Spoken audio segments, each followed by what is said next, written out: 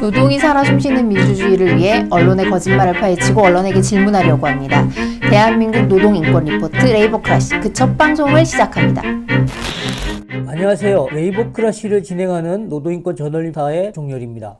요즘 언론 보도에서 가장 많이 인용되는 연구소는요, 한국경제연구원입니다. 한국경제연구원은 정경련 산하연구소인데요, 조선일보는 한국경제연구원을 재계 이익을 대변하는 논리적 근거를 마련해왔다고 평가했습니다. 중앙일보는 정경련의 싱크탱크라고 했죠. 제가 지난 10개월 동안 언론사의 모니터를 계속하고 있는데요, 한국경제연구원의 보도자료는 우리 사회에서 여론을 만드는데 굉장히 중요한 역할을 하고 있습니다. 한경련은 3월 8일 빼앗긴 청년의 봄, 대기업 63.6% 상반기 채용 계획이 없거나 미정이라는 보도자료를 발표했는데요. 이 노동이 존중받는 사람 사는 세상을 위해서는 이 한경련의 보도자료가 사실인지, 그리고 이 보도자료에 근거한 기사들이 진실인지에 대해서 제대로 확인해 볼 필요가 있습니다. 기억하시겠지만 문재인 정부가 출범하면서 노동 존중 시대를 선언했습니다. 그 시작이 뭐였냐면요, 공공부문 비정규직 제로를 선언했고요, 최저임금 1만 원을 선언했습니다. 하지만 문재인 정부의 노동 존중 시대는 실패했다라고 평가할 수 있습니다. 노동 존중 시대가 실패한 이유는 여러 가지가 있겠죠. 문재인 정부의 철학의 빈곤을 이야기할 수도 있을 것이고, 정치권이 원칙이 없고 노동에 대한 이해가 부족한 것이 주요한 원인으로 볼 수 있습니다. 그런데요, 저는 또 하나의 주요한 원인을 지적을 하려고 합니다. 그것이 무엇이냐면 언론의 역할입니다. 3월 8일 한경련이 발표한 보도자료는 3월 8일 날 보도에만 그치지가 않았어요. 그 이후에도 모든 언론사가 계속해서 이 보도자료를 인용을 합니다. 조선중앙, 동아일보, 매일경제, 한국경제에 그치지 않고요, 서울신문, 한겨레조차도 그대로 인용을 하고 있고요, 지역신문도 마찬가지로 사설이나 칼럼에서 그대로 인용이 됩니다. 한경련이 조사했는데 500대 기업의 63.6%가 올해 상반기에 채용 계획이 없거나 계획이 미정이다 라는 보도를 하는데, 왜 그러면 대기업이 이렇게 신규 인력 채용이 없는지 그 원인을 어떻게 이야기하냐면요, 대표적인 언론 보도를 하나 소개를 할게요. 3월 10일 날 중앙일보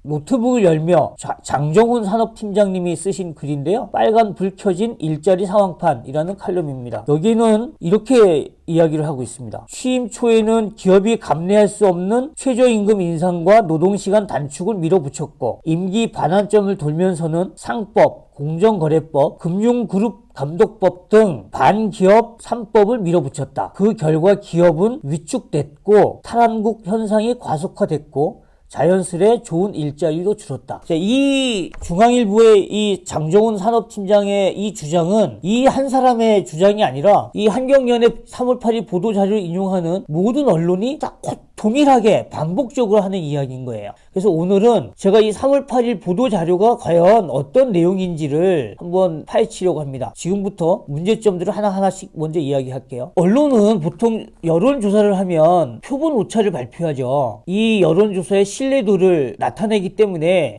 표본 오차는 굉장히 중요합니다. 여러분, 그러면 한경련이 발표한 이 보도자료의 표본 오차는 과연 얼마일까요? 모든 언론은, 어느 언론도 이 표본 오차를 공개하지 않았는데요, 이 한경련이 발표한 보도자료를 제가 찾아봤습니다. 설문조사의 표본 오차는 플러스 마이너스 9.27%예요. 그러니까 18% 이상, 18.5%의 신뢰도의 차이가 나타난다라고 하는 거거든요. 이 표본오차 9.27%가 어떤 의미인지 제가 여러 여론조사 전문가들에게 여쭤봤는데요, 다들 동일하게 이야기합니다.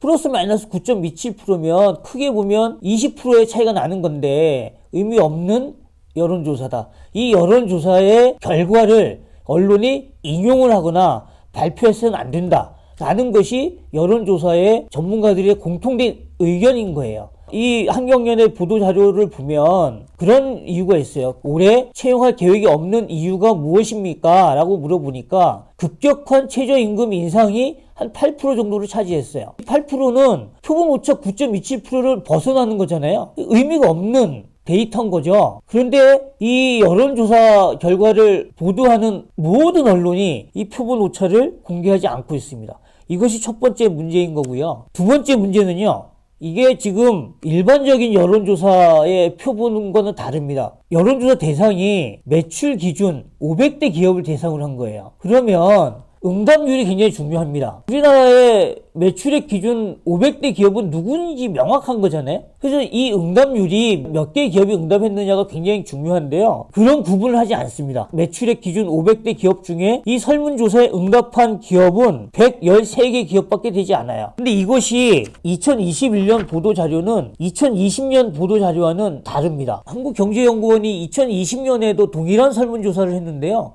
그때는 이렇게 보도자료에 나옵니다. 종업원수 300인 이상 매출액 500대 기업을 대상으로 2020년 상반기 신규 채용 계획을 조사한 결과 응답 기업 126개사 중 27.8%는 올해 상반기 채용 계획을 축소하거나 한 명도 채용하지 않을 것을 응답하였다라고 발표를 합니다. 500대 기업 중 126개사의 입장이 반영이 된 거죠. 이 우리 언론의 보도 중에 또 하나 이상한 것이 있습니다.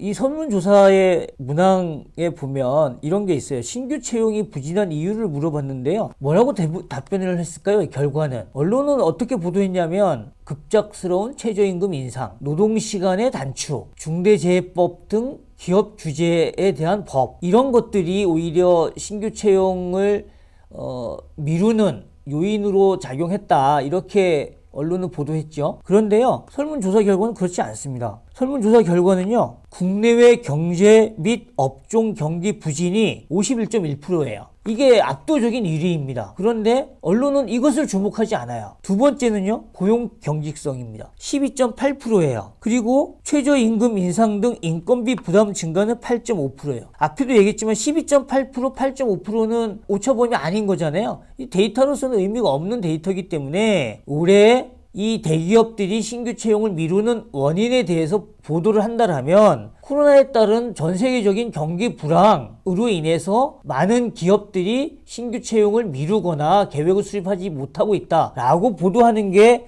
정확한 설문조사 결과를 반영한 보도인 거죠. 하지만 언론은 그렇게 보도하지 않습니다. 이 대상은 우리나라 전체 기업을 대상으로 조사한 것이 아니고 매출액을 기준으로 500대 기업을 대상으로 한 조사잖아요. 500대 기업 중에 최저임금과 관련된 기업이 어디 있습니까? 또 중요한 언론의 문제는요. 한경련의 설문조사 결과를 보면 500대 기업이 신규 채용을 미루는 이유는 최저임금 인상이나 노동시간 단축과는 무관하게 채용 방식이 바뀐 겁니다. 신규 채용에서 정기 채용에서 수시 채용으로 바뀐 거죠. 신규 인력보다 경력 집기를 선호하는 기업들이 늘어나면서 올 상반기에 신규 채용이 줄어들었다라고 보는 게 정확한 통계 자료를 보도하는 언론의 태도인 거죠. 실제로 이 고용 현황을 보면은요. 500대 기업, 대기업의 경우는 채용 인원이 줄어드는 것이 아니에요. 오히려 늘었습니다. 지난 2월 달에 통계청과 중소기업연구원이 300인 이상 대기업 취업자를 발표했는데요. 작년보다 4.7%, 12만 3천 명이 증가했다라고 발표했습니다. 300인 이상 대기업의 고용 인원은 오히려 늘었다라고 하는 거거든요. 우리가 다 걱정하는 일자리가 줄어든 영역은 어디인가요? 대부분이 100만 개 정도의 일자리가 줄어들었다고 하는데 음식업, 도소매업, 여행 관광업에서 대부분의 일자리들이 줄어들었죠. 대부분이 영세하고 소상공인들의 일자리가 줄어든 거죠. 그리고 이 한경련의 여론조사에서도 나오고 있습니다. 올해 상반기에 대기업들이 신규 인력을 줄인다라면 내지는 채용 계획이 없다라면 그 이유는 코로나로 인한 경기 불황이에요. 경기 불확실성 때문에 채용 계획을 확정하지 못하는 거죠. 그런데 이것에 대해서 언론이 확인하지 않고 동일한 이야기를 합니다. 기업의 규제를 완화해야지 좋은 일자리가 만들어진다. 현 정부는 이것과 정반대 방향으로 갔다. 노동 존중 정책을 펼쳤고 최저임금을 무리하게 인상을 했다. 노동시간도 단축했다. 이런 얘기 계속하고 있어요. 한번 생각해 보세요. 2020년에 이미 300대 대기업은 노동시간이 주 52시간을 초과하는 기업이 없습니다. 그리고 올해 들어서 주 52시간 근로시간 제한이 시작된 사업장은 300인 미만의 중소기업에 하나는 문제인 겁니다. 전혀 다른 문제를 언론이 제대로 확인하지 않고 보도함으로 인해서 어떤 현상이 나타나게 되나요? 잘못된 여론이 만들어지는 거잖아요. 노동인권 저널리센터는 이 문제를 계속해서 다룰 생각입니다. 우리 사회에 코로나로 인한 불평등 불평등이 어떻게 확산이 되고 있고 이 불평등을 해소해내기 위한 올바른 정책이 어떠해야 되는지에 대해서 계속해서 다룰 예정인데요. 우리만의 고민이 아닙니다. 이런 문제는 전 세계적인 현상인 거죠. 우리 언론이 어떤 역할을 해야 되는지에 대한 기준을 새롭게 제시하고 싶습니다.